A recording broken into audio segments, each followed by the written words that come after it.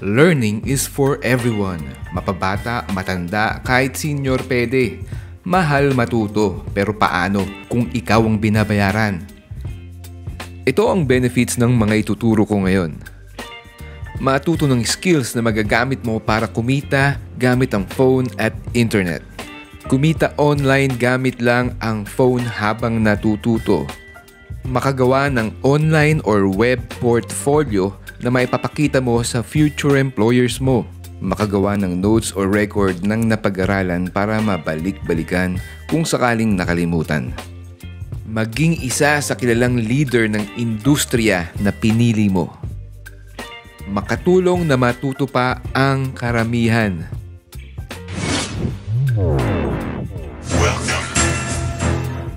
So yes, kumita habang nag-aaral gamit ang iyong cellphone. 4 na apps na magagamit natin upang kumita at the same time magbigay sa atin ng kaalaman na magagamit natin para magkaroon tayo ng daily income at i-boost ang ating creativity. Hindi lang pang estudyante to Sa lahat ito ng gustong matuto, kahit senior citizen ka pa. Pwede po. Makakatulong po ito na maging healthy ang brain at maiwasan ng mga sakit sa memorya tulad ng dementia. A little bit introduction kung bakit ako nagsimula na gumawa ng YouTube channel. Panoorin niyo po ito dahil malaki ang kinalalaman nito sa topic natin ngayon. Isa sa mga pangunahing dahilan kung bakit ako nagsimula ng YouTube video or YouTube channel ay dahil sa gusto kong matutong maging professional video editor. Dahil in demand to ngayon at padami ng padami ang mga content creators na naghahanap ng video editors. Hindi lang sa YouTube, TikTok at Facebook, kundi sa iba din social media at kahit sa mga business websites. Mapapansin nyo, iba't ibang tricks at style yung ginagawa ko sa mga video ko dahil may mga bagay na gusto kong subukan at malaman. At alam naman natin na mas madali mong matututunan ang isang bagay kapag ginagawa mo na siya. Pag pinapanood mo lang, madali mo yan makakalimutan, so kailangan mong i-practice. At ang pinakamagandang paraan na nalaman ko para matuto ng video editing ay gumawa ng video at i-upload sa YouTube. Bakit? Dahil dito matututo na ako at kikita pa. Namomotivate din. Siyempre pag may sweldo, may motivation.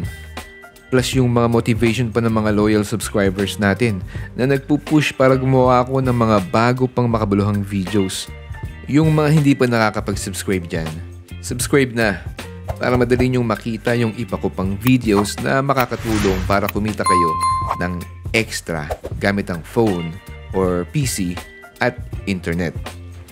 Okay, so natututo ako kada upload ko ng bagong video na ginagamitan ko ng DaVinci Resolve na video editing app na lagi kong ginagamit.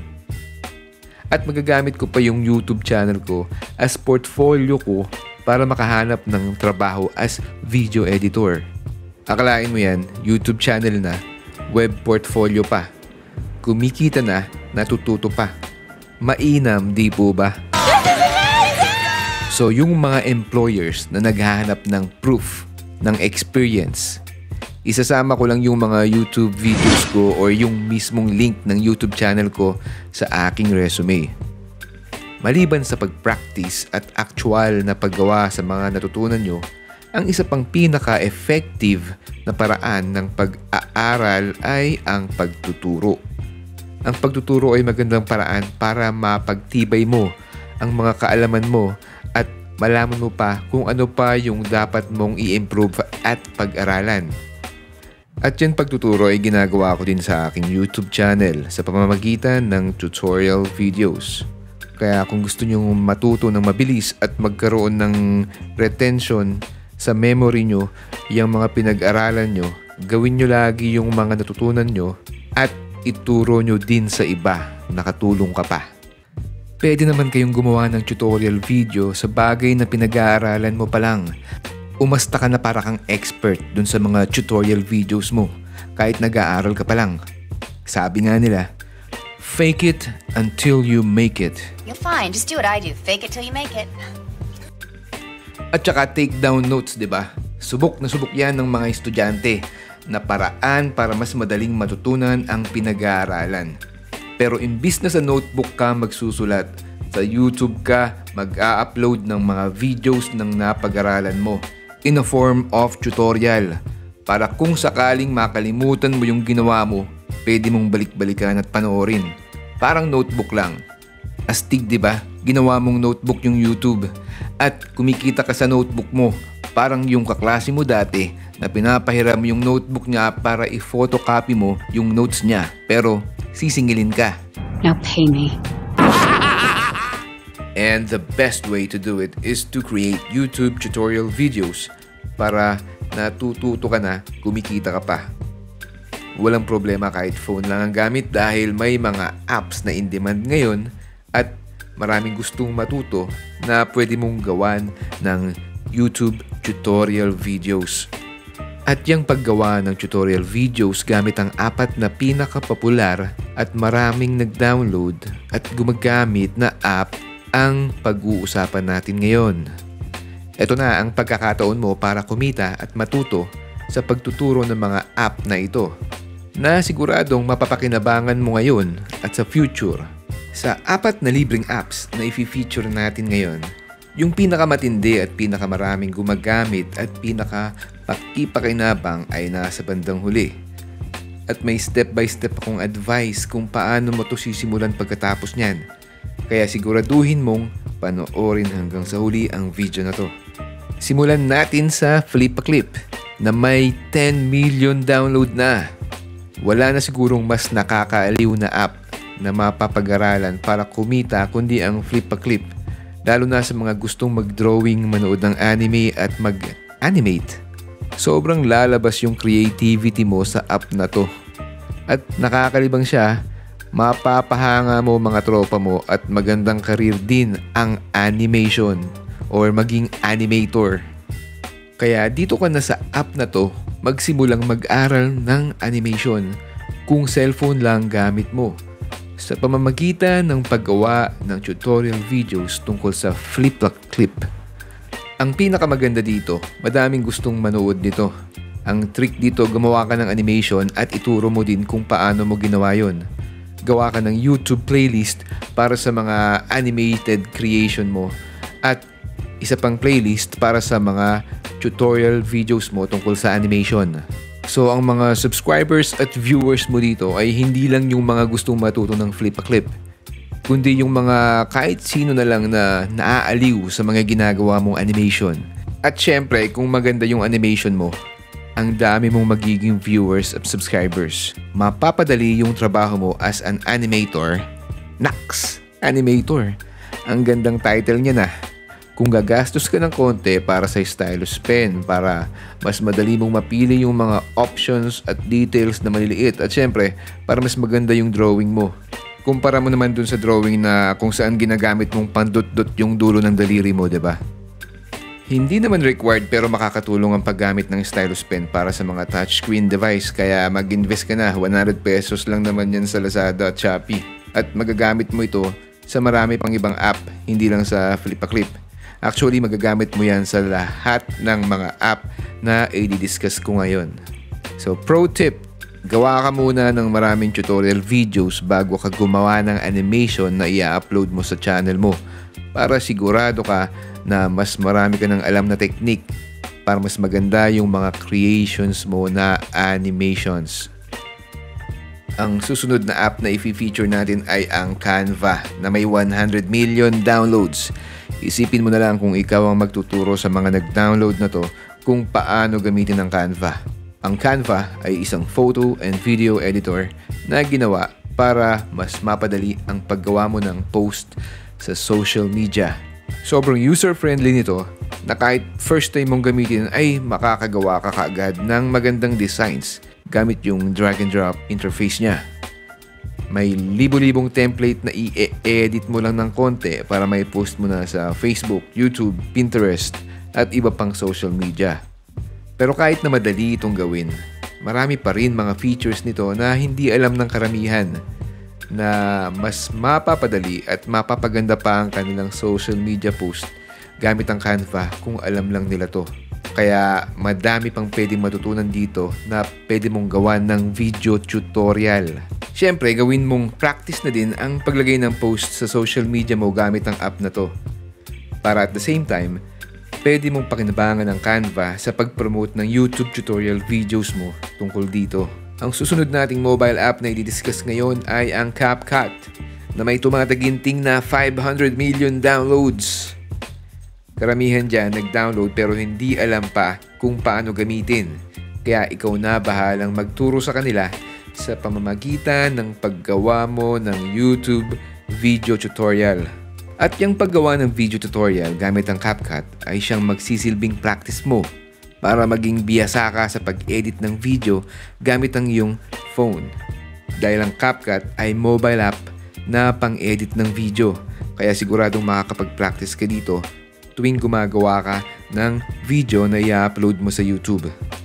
Tapos syempre, magtuturo ka din ng paggamit ng CapCut kaya mas mai-improve at magiging expert ka na sa paggamit ng mobile app na ito as a video editor. Magandang ipakita mo muna yung final video bago mo ituro para mas maging interesado ang mga viewers mo. Sa ganitong paraan din, pwede mong gawing web portfolio ang YouTube channel mo. Dahil pag pinakita mo ito sa company na ina-applyan mo, makikita nila yung skills mo at sigurado sila na ikaw ang gumawa ng mga videos dahil ikaw din ang nagtuturo kung paano ginawa yung mga pag-edit ng video. Lastly, ang pinakamatinding app sa lahat na pwede mong gawa ng YouTube tutorial video ay ang PicsArt na may 1 billion downloads. Grabe, no? Isipin mo na lang kung yung mga nag-download na yan ay mag-search ng YouTube video tutorials mo. Sure na viewers mo dito pag ito ang topic mo. Itong PicsArt ay isang photo editor. Para siyang Photoshop para sa mobile phones. Pwede kang mag-edit ng picture dito. Pwede ka rin gumawa ng graphics dito para i-post sa social media at gumawa ng graphics para sa printable materials tulad ng poster or flyers or gumawa ng graphics para magamit ng mga websites ng mga companies and professionals. Pwede ka rin nga palang mag-edit ng video dito parang sa Canva. Maraming products ang PicsArt kaya hindi ka maubusan ng topic dito. Meron din silang GIF Maker at Image Generator. Lahat ng mga apps na ito ay libre lang at sobrang daming gumagamit kaya magandang gawa ng YouTube video tutorial para kumita at the same time matuto. Since self-learning to, learn at your own pace. Kaya kahit estudyante ka or nagtatrabaho or busy sa pag-aalaga ng pamilya, pwede mong gawin. Use your spare time wisely, learn new things, and what better way to learn than learning and earning at the same time. Start by installing the mobile app. Tapos niyan, isipin mo yung gusto mong gawin gamit yung app na yon.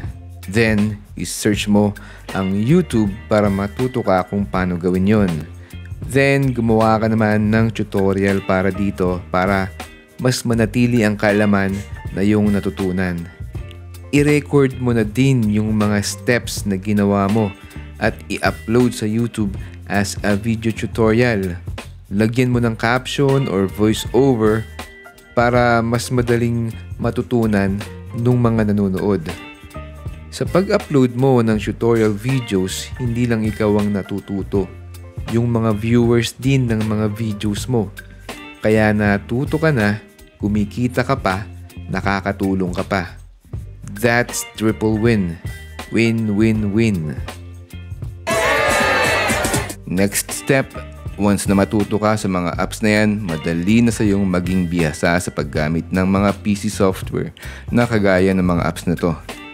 Kaya kapag nakaipon ka na, mag-invest ka na sa PC or tablet or both.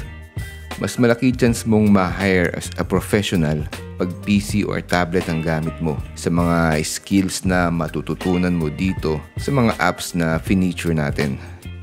Shoutout nga pala kay Ime Vlogs, Chardy Balane, Appreciate and Inspired.